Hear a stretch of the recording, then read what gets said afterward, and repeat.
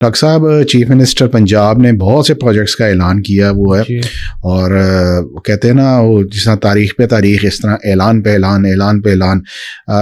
ہم لوگوں نے گجرانوالہ کے حوالے سے بھی ڈسکشن کی تھی کہ کافی پروجیکٹس کا اعلان ہوا ہے, جس میں ایک تو یہ ماس ٹرانزٹ کا منصوبہ تھا. اچھا 12 ماہ کا ٹائم دیا گیا ہے, 12 ماہ کا بالکل. آپ کو لگتا ہے کہ یہ آن گراؤنڈ ریئلٹی 12 ماہ میں کمپلیٹ ہو جائے گا پروجیکٹ؟ مجھے نہیں لگ رہا. دیکھیں تو لاسٹ وہ بائی پاس والا سنگل سائیڈڈ جو پل تھا نا چاندہ قلعہ بائی پاس پر, ہاں جی, تو وہ آپ کا جو ہے اگست میں سٹارٹ ہونا تھا غالباً, آپ نے بھی سنا ہوگا کہ 15 اگست میں سٹارٹ ہونا تھا, پھر کوئی اکتوبر کی ڈیٹ تھی, لیکن وہ میرے حال میں کرتے کرتے یہ دسمبر تک بات پہنچ گئی. ابھی بھی وہ کمپلیٹلی جو ہے نا ارد گرد اس کی روڈز ابھی نہیں بنی. تو اگر ہم اس کی ہسٹری کو دیکھیں تو مجھے نہیں لگتا کہ یہ پروجیکٹ ایک بہت بڑا پروجیکٹ ہے, تقریباً 32 kilometre, 24 underground station, 4 underpass, اور انہوں نے جو کہا 12 مہینے میں ہم نے اس کو کمپلیٹ کرنا ہے.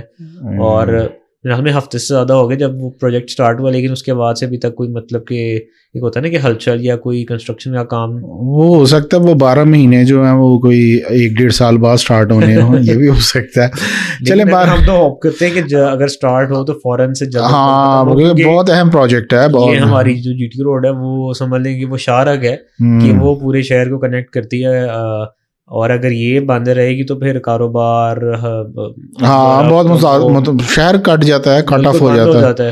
بالکل بالکل. اچھا اس کے علاوہ جو یونیورسٹی کا مطالبہ تھا وہ بھی غالباً پورا ہونے جا رہا ہے, اس کی بھی کوئی کنسٹرکشن کا آغاز ہوا ہے. یہ جو احمد آباد سے جو کنیکٹیو ایکسپریس وے ہے اس پہ اس کا آغاز ہوا ہے, اور لیکن میرے خیال میں ابھی کچھ بیچ میں کام اسٹارٹ ہوا تھا پھر شاید رک گیا ہے, کوئی اس طرح کے معاملات چل رہے ہیں.